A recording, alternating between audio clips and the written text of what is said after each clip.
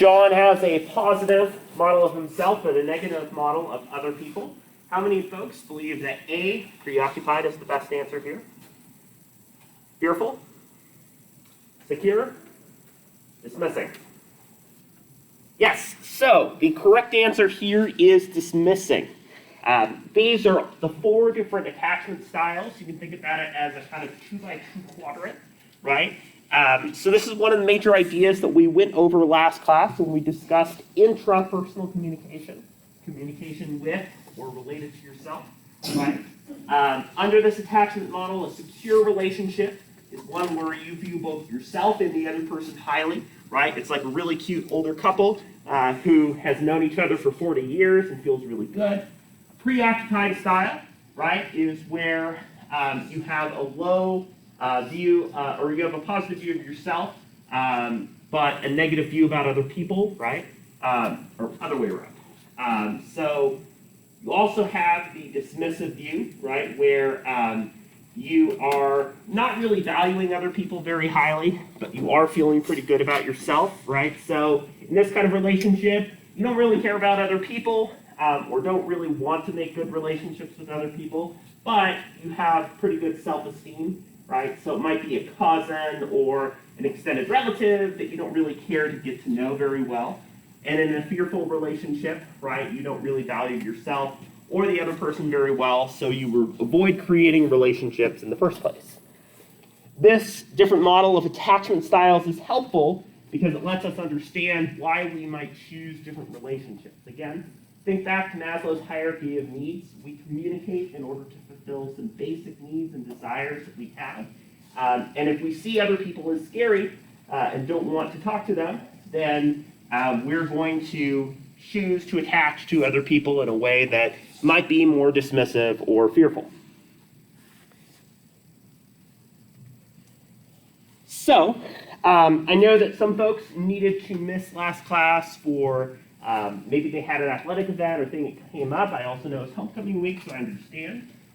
So just as a refresher on last week, I talked about some resources and ways to help you out in the course. Again, I know that especially as we go into week 3, that things can start to feel overwhelming. So some of the tutoring and other types of resources are available. I've also since learned that the tutoring and support at EOU even lets you form study groups with other students. So if you need an accountability buddy, that's a great area to reach out to. Again, the Canvas page for this course does have a link to those slides. We talked a little bit about personality, right, and some of the ways that we can measure and evaluate personality, especially when it comes to our styles of attachment and relationships with other people. And then we talked about personality in the context of media. So I posed the question, right, how do we behave on things like social media compared to face-to-face? People brought up some really good points about how social media might be similar to ourselves, but we might also have different social media profiles to correspond to different audiences, which helped us to think a little bit about identity. I've also gone ahead and posted the attendance for week 2.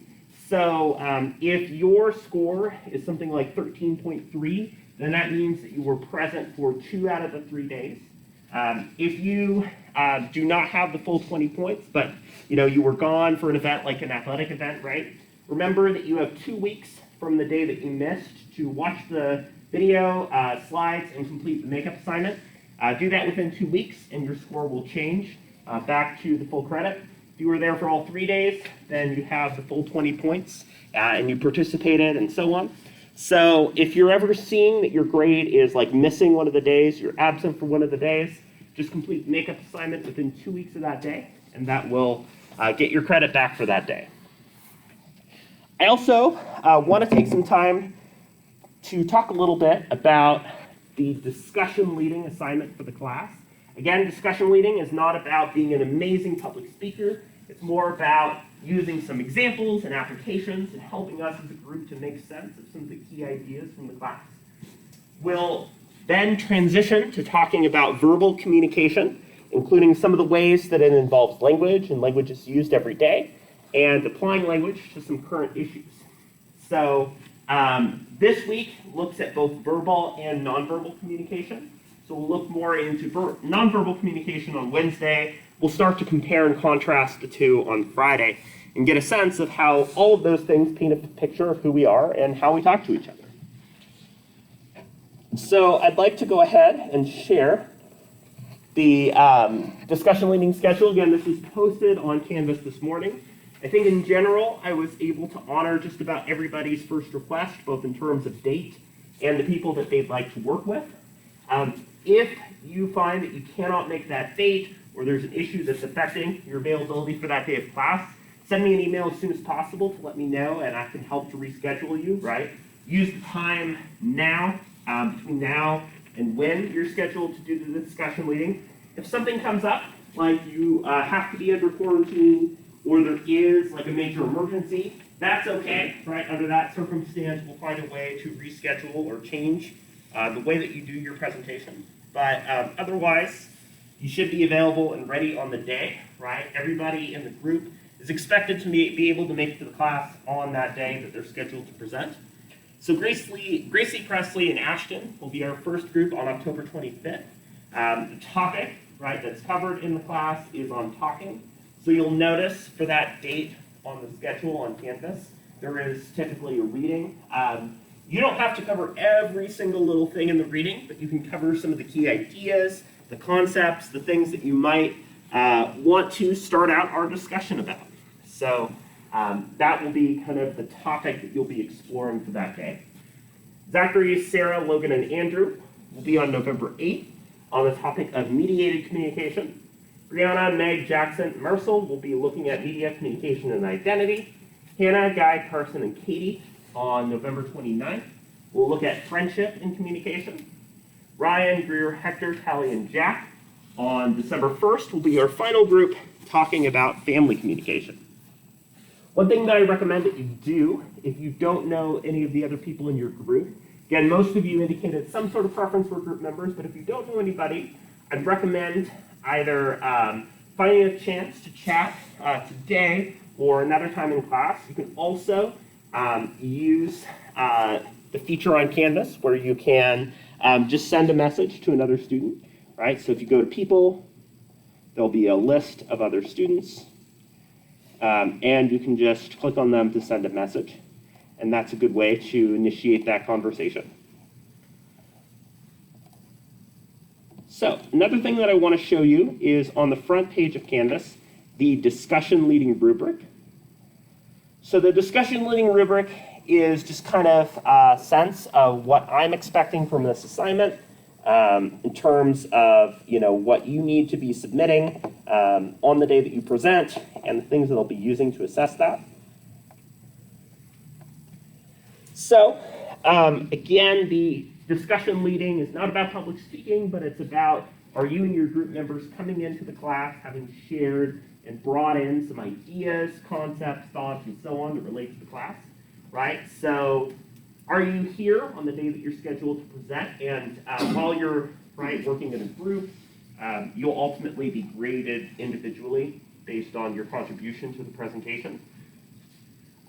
Presentation, again, is 15 to 20 minutes. That can be a combination of slides. Maybe you have some activities, videos, or other things that you can use. You're reflecting preparation and coordination, so I recommend that you and your group set up a time to meet or to talk. You could even use something like a Google Doc where all the group members work together to get that prepared. Show us that you know your concepts and ideas. Also make sure that you are available on time. And then the other thing that I'm asking you to do as part of this is to submit a 2 to 3 page outline, right? The outline is essentially going over the major concepts and ideas that you intend to cover, right? So it's sort of like a cheat sheet for yourself as you're working through the discussion leading on what you're going to be covering on that day, right? So 2 to 3 pages represents what's covered in your presentation, proper conventions, and so on. I only need one outline per group. So you can coordinate a way to get that submitted, but you'll submit your outline to Canvas on the day that you're scheduled to present, right? So you submit your outline, and then you and your group members will give your 15 to 20 minute presentation. Again, Maybe you're really interested, so for today's class, for instance, we were looking at verbal communication. Maybe you're really interested in muted group theory, and you want to use the entire 15 to 20 minutes to talk about and make sense of muted group theory, right? That's a totally valid way to do your discussion leading. You don't have to be comprehensive, but focus on the ideas and concepts from the readings that are especially interesting to your group and that you want to focus on for that day. The other thing that I want to show you is an example that I'll be posting to Canvas of a discussion leading outline, so you know what to expect, right? So maybe you look at uncertainty reduction theory, which was one of the ideas we explored earlier in the class, right? You have your group members up here. You say, you know what, I'm going to start by bringing up the TV show Catfish, bringing some basic information. I'm going to bring this example back to uncertainty reduction theory and use that to create a conversation with other people in the class. You're going to share, maybe through some slides, the core assumptions and parts, explain why it matters, different axioms or parts of URT. You might pose some questions to the class afterwards. How do we reduce uncertainty online? What are some challenges, etc.? And then identify some critiques of uncertainty reduction theory, right? So as you can see, this is like 2 to 3 pages that goes over the main things that you're going to be covering, both in terms of content, questions to students, and so on. You can use slides as you're working through your discussion leading. If you need any help with getting material set up for your discussion leading, just let me know, and I can get these slides, videos, anything else that you'd like pulled up for doing that. So that kind of goes over the major things that I wanted you to know for this assignment. Again, the rubric, the available example outline, and then the groups and assignment date for this presentation. Again, it doesn't have to be a super fancy rehearsed thing. I just want to see, do you know the material and are you engaging with us on that material? Are you going to upload all that on Canvas so we can look at it? Yeah, so the rubric is already uploaded on Canvas along with the discussion groups during an announcement. And I'll be posting that example outline later today. Does anybody have any other questions about the discussion leading assignment? Again, take a look and verify your group and your presentation date. I will look at if you have an example or rough draft of an outline, or you're starting to think, hey, I know we're getting into this topic. What about this for discussion leading? I'm totally happy to give you feedback on that in advance. One way that you can start to brainstorm with your group is just to read the pages that are assigned for that day ahead of time, and then talk with your group. What stood out to you? What's interesting? What could we use to make for an interesting discussion leading? Any other questions? Great. So what I'd like you to do now is to find a partner. This can be somebody that's close to you. If you do decide to form a group of 3, that's okay. But what I'd like you to do is just take a few minutes to share a little bit about your experience at EOU. So for instance, maybe how your weekends went, how you're enjoying your classes, what it's like living here. What I'd like you to do is, as your partner is sharing, I want you to write down some of the most common words and phrases that you're noticing your partner say.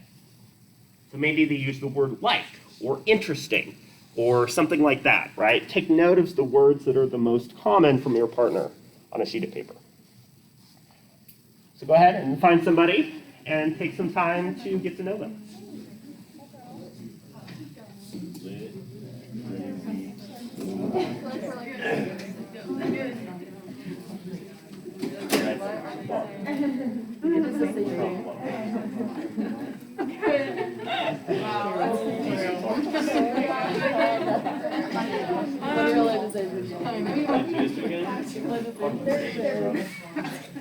Did exact, literally the same. Use the target.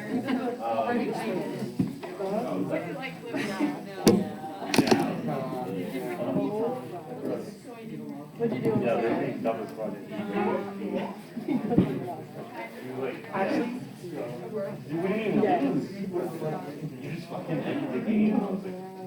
I'm great. I literally, I went with Shawty. You did?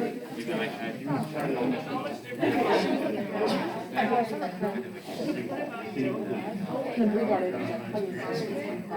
I saw the video. She's like kissing her. Oh man.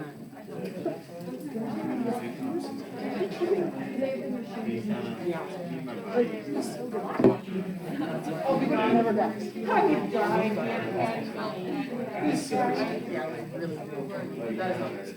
No. Jersey. No, I didn't.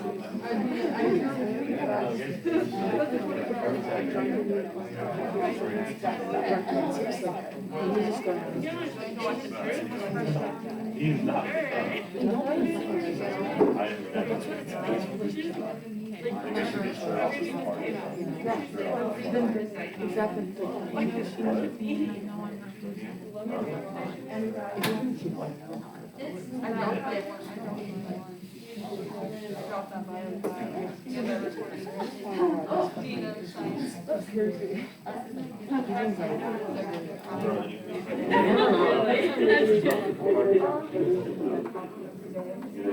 I want to. She gave us 2 minutes to run a step back.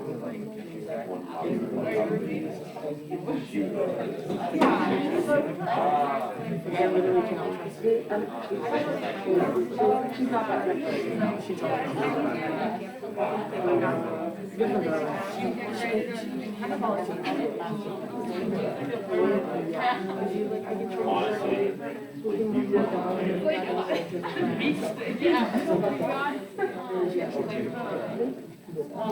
So I'll give you another minute or two, maybe switch to the other person if not everybody has had the chance to talk.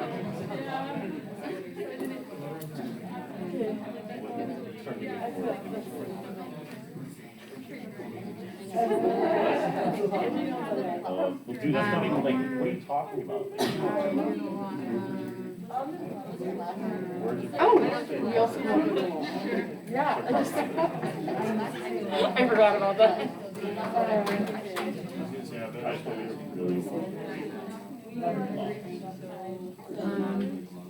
Watch TV. What do you say, Lee? How about you? Football. We made tacos and brownies. We hung out with his brother. And we got him over for dinner. I didn't know. Yeah. I have your target in my car. Oh yeah, I was gonna come get that, but I forgot. I should have given it to you. That's okay. I didn't know you. But yeah, it's just. That's okay. I was just. I thought it was really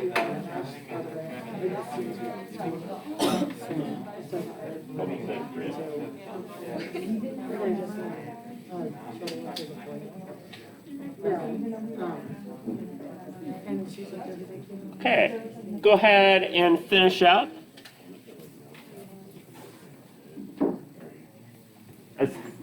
I was hearing from a group or two who just like started their conversation with the words that they most commonly use. That was kind of funny. So what I'd like you to do is just to hang on to this sheet of paper that has the various words that you notice from your partner. We'll be going back to this in just a little bit.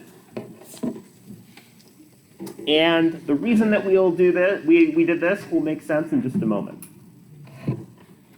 So, what I want to talk about for today is a focus on verbal communication, right? So verbal communication involves using language and other symbols to convey meaning and ideas. We use verbal communication all the time whenever we're engaging with other people. So texting, face-to-face, so on. There's all these different types of communication that we do with people, and verbal communication is a really, really big component. So, is sending a text verbal communication? Raise your hand if you think yes. Raise your hand if you think no. So, the answer here is yes, because verbal communication is involving using language, right? So, This would fit under verbal communication because it's using words assembled together, sentences, and so on, to convey communication to other people, right? So verbal communication can be spoken or can be written. The key difference between verbal and nonverbal communication is that verbal communication is using words, it's using sentences, it's using, again, this idea of a signifier and signified to communicate. We talked a little bit about this, right, where something like a laughing emoji is a signifier to convey the signified or the idea that somebody's laughing or finds something to be funny. So verbal communication is a really big part of how we talk to each other and can also be a source of ambiguity. Would smiling at somebody be considered verbal communication? Raise your hand if you think yes. No? Unsure? So smiling is not verbal communication because smiling is not using language or symbols, right? If you are smiling at somebody, you're communicating non-verbally. So that's a gesture, right? Nonverbal communication looks at things such as our volume, our gesture, our physical proximity to another person. So those different elements make up nonverbal communication. Whereas, again, verbal communication focuses on language. Is American Sign Language verbal communication? Raise your hand if you think yes. Right. So, ASL is verbal communication because the different arrangements that you can create with your hands are actually different symbols. So different words to represent different ideas are used through your hands. One really interesting thing that you might not know is that depending on the individual, there are a lot of distinctions in terms of accent and style that come from the use of American Sign Language. So I want to show you an example of this. It's a little video that helps to highlight some of the ways that verbal communication happens through ASL. By the way, videos like this one are a really good example of how you can incorporate discussion leading. So you can use these ideas as a style.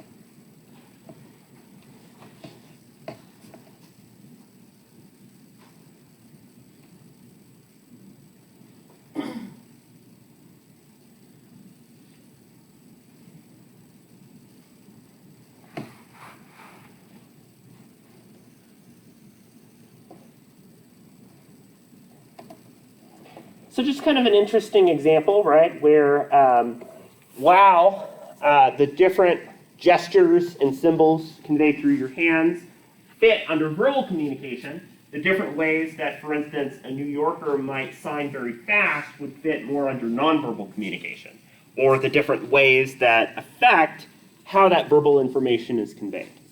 So again, these are things that are tricky for us to distinguish because a lot of times we're using both verbal and nonverbal communication actively at the same time every single day. Would facial expressions be considered verbal and nonverbal? That's a good question, right? So if the facial expression is a part of the sign, then it would fit under verbal. If it's something that is not a part of the language itself. Like when people who sign talk, they're angry about something, they'll make like a grouchy face versus not. Yeah. Yeah. Yeah, so I would put that under nonverbal because, right, regardless of the language, a lot of people would use that kind of frustration if they're angry. Because the message could be understood through the use of the signs themselves rather than the expression, then I think that would best fit under nonverbal. Yeah, it's a really good question, though, and gets at an important distinction between the two, right? If you're saying something, that's verbal, but if your brows are furrowed and you're angry as you're saying it, that would fit under nonverbal.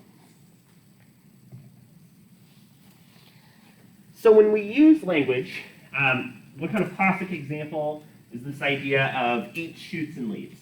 So this whole idea, right, is that a panda walks into a bar, the panda eats, shoots, and leaves. So either the panda is eating, shoots, and leaves, like a panda does, its natural diet, or it has walked into a bar, eaten some food, shot a gun up in the ceiling, and then left the area. Oftentimes we make a lot of jokes and do a lot of wordplay associated with words, different meanings, and the role that language plays, right? A comma is crucial. Let's eat, comma, grandma versus let's eat grandma. Be accountable, right? So a lot of times the way that we distinguish these words and make sense of them together depends on these three different rules. That way we know that a panda is, eating its natural diet rather than walking into a bar and shooting a gun, right? So we use these different rules to make sense of our language every single day. The first idea is semantic. So semantic is the dictionary definition of the word, but we also know that a lot of words in the English language can have multiple meanings. So we use things like context to understand which of those dictionary definitions is the right one. So if I say the panda eats, shoots, and leaves, you might use the semantic definition of a shoot, right, as a bamboo shoot or plant that's part of their natural diet, and apply that to the context of a panda. Because you'd think a panda is not going to shoot a gun, doesn't have opposable thumbs, it doesn't make sense, but a panda does commonly eat bamboo shoots. So you might use the semantic definition to help make sense of that. The second idea is in terms of syntactic rules. Those are how we use words in terms of things like grammar, structure, punctuation, and so on. So when I say that the panda eats, shoots, and leaves, right, the use of commas or not is going to help guide how you understand it. If the panda eats, shoots, and leaves and there's no comma there, right, then the panda is probably enjoying its diet. But if it uses eats, comma, shoots, and leaves, then that raises a lot more questions. Pragmatic is the final approach, and it just means that we're using words that make sense for the situation. So we probably understand at a pragmatic or basic level that panda is not going to be shooting a gun anywhere, right? It's probably going to be eating bamboo. So the pragmatic rules help us to understand, okay, here's how a word is commonly being used, right? New song comes out and somebody says that the song slaps, right? You're probably not going to think, oh, this song is like literally slapping people in the face. It's using the jargon and colloquial terms to describe a song that's really good or a song that's catchy, right? So you're using a pragmatic approach to understand that in this situation, the word slap does not mean physically slapping. So I brought up the idea last week that words and concepts and so on are incredibly important for shaping reality. The Taraha, indigenous people who are anumeric, and on the Amazon, right? This is a population of people who do not have words to describe numbers past 3. So they see several sticks and they say, oh, there are several sticks, and don't necessarily distinguish between 4 and 5 sticks. This idea is incredibly important. Another example that was brought up is that in a lot of areas in Japan, there aren't backyards. There isn't necessarily the space for it, so a backyard isn't commonly in the Japanese language. There's a lot of German words to describe like specific experiences and emotions that we might be feeling, right? One idea is this idea of Schadenfreude, or the pleasure that we might take in the suffering of other people, which is not great, but is a concept that Germans have that is not in the English language and doesn't translate as well. The idea here is that the words that we have reflect our attitudes, ways of thinking about the world, and that the language that we use every single day to describe certain issues is a really big deal. That's why slang changes all the time to account for different situations. One example is the use of the word ghost, right? You ghost somebody when you stop texting and responding to them. And if we didn't have social media, texting, and so on being as popular as it was, that concept wouldn't develop in the first place. So the words that we use play a really big role in shaping just how we think about different issues. As we develop new words and ideas, right, our entire way of thinking shifts and changes to account for this different world. One idea here to make sense of language are different levels of abstraction, right? You can think about it as this kind of literal ladder.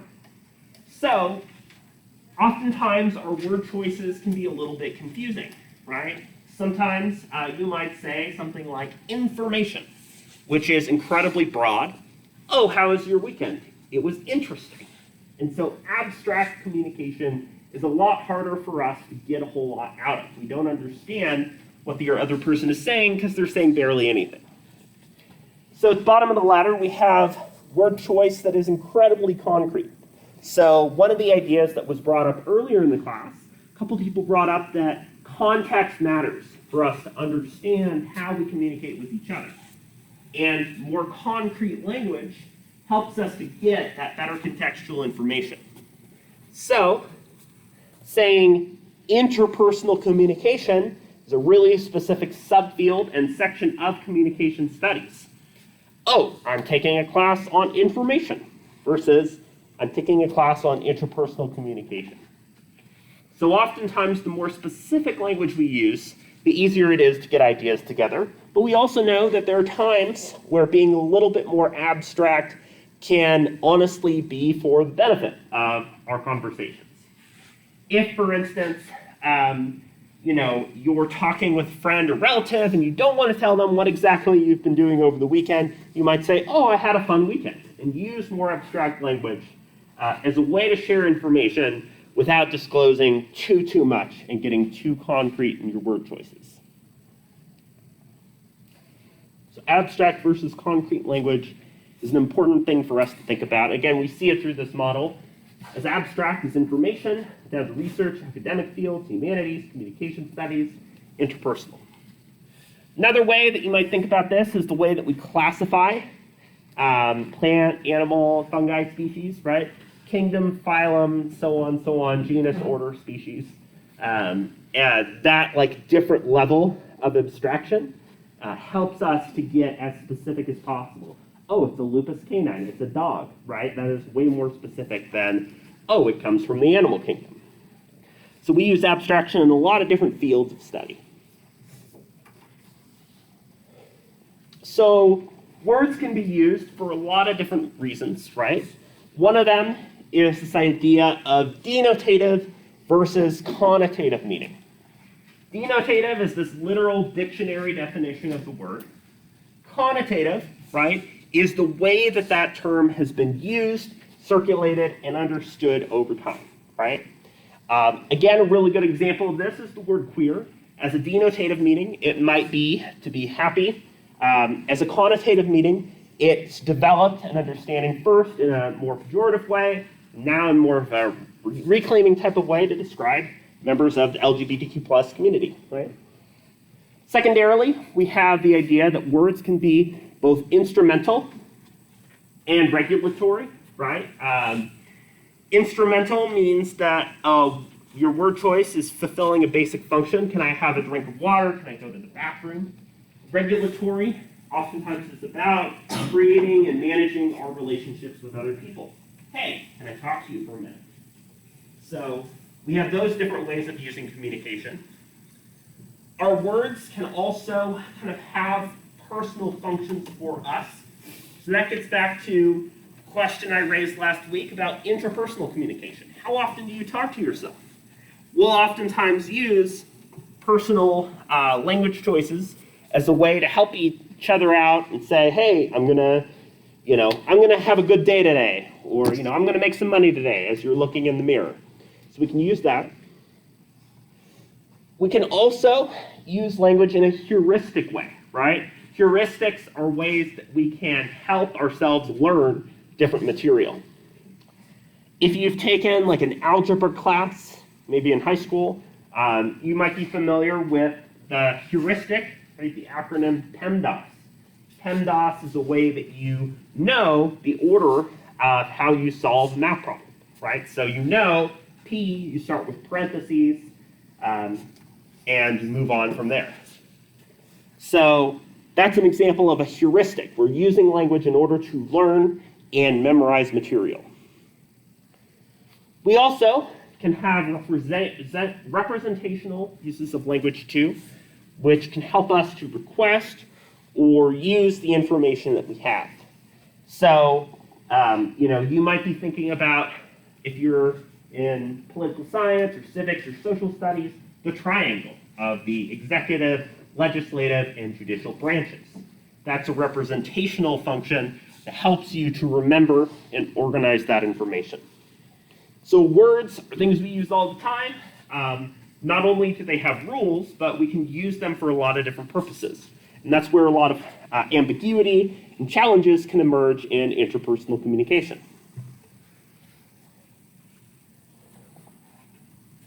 Given that words serve a really huge role, right, and given that language can shape reality in really significant ways, one really important concept for us to put into perspective on this issue is the idea of muted group theory.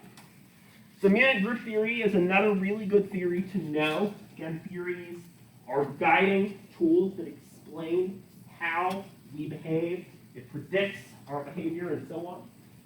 One good example for this is the idea that a dominant member of society is able to essentially establish a lot of the boundaries of language, of what's talked about, what language choices are used, and so on.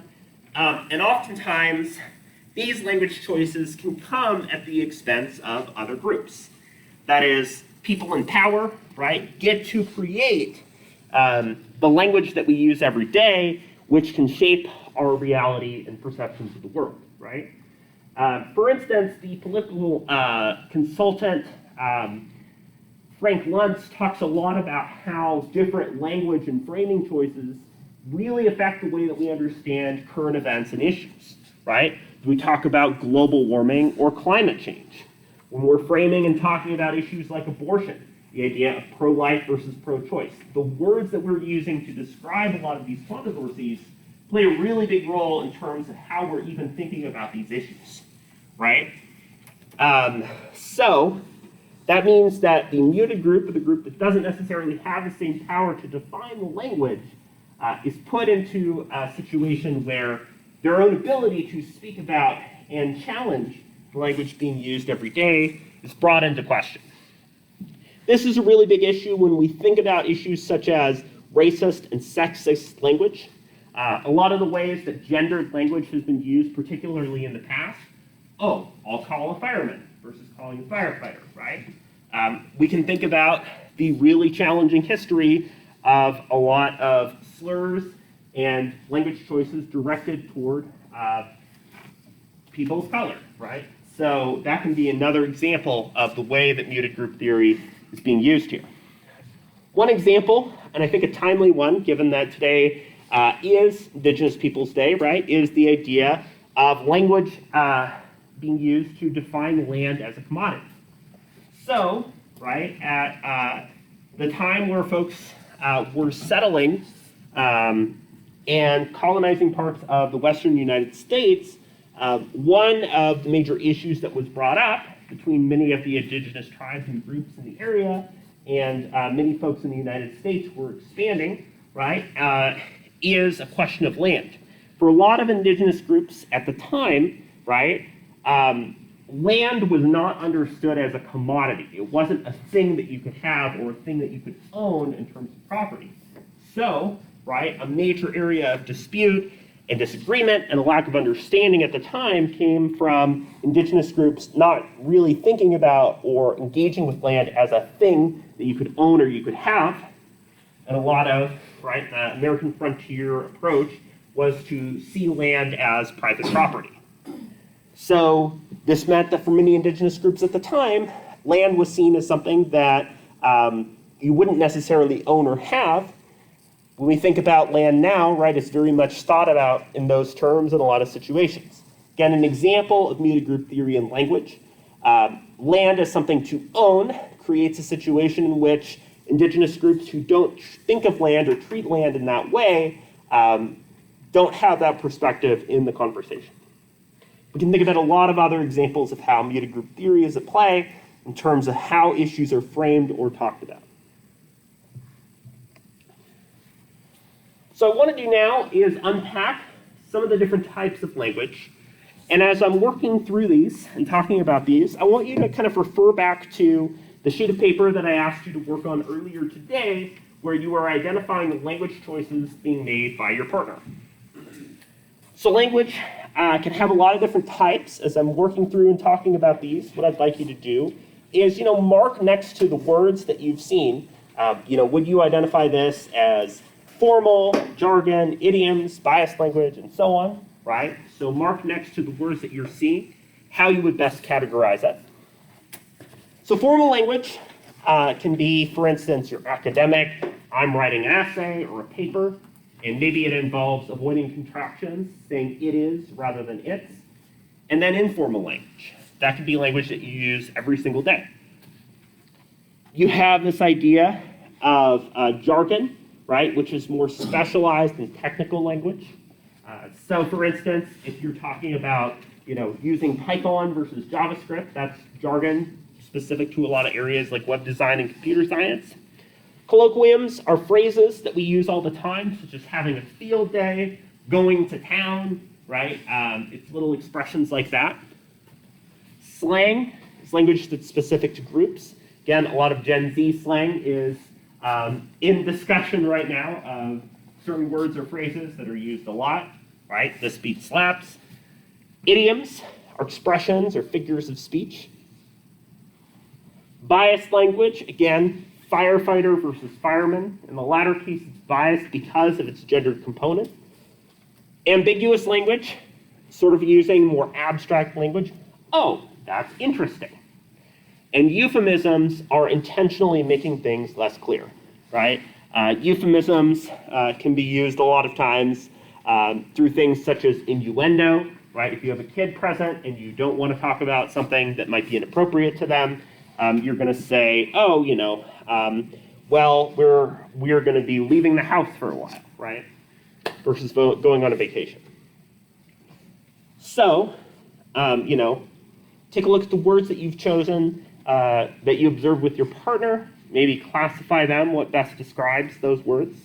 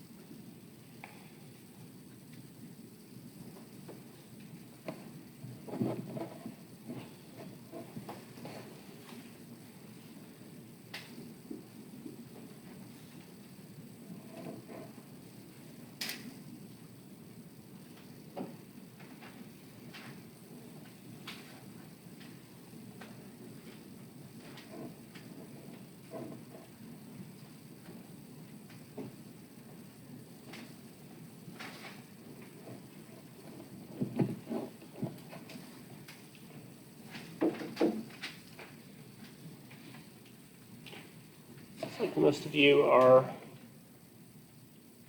strapping up here. I'll go back to the slide in just a second. The major things that we went over for today, we're talking about verbal language, right? How we use our symbols and ideas to communicate with each other.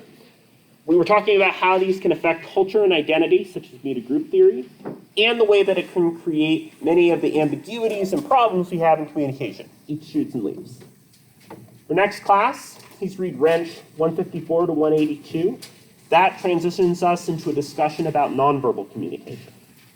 So I'll keep this up. Once you finish and have your name on that sheet of paper, go ahead and pass that over to me, and you'll be good to go for the day.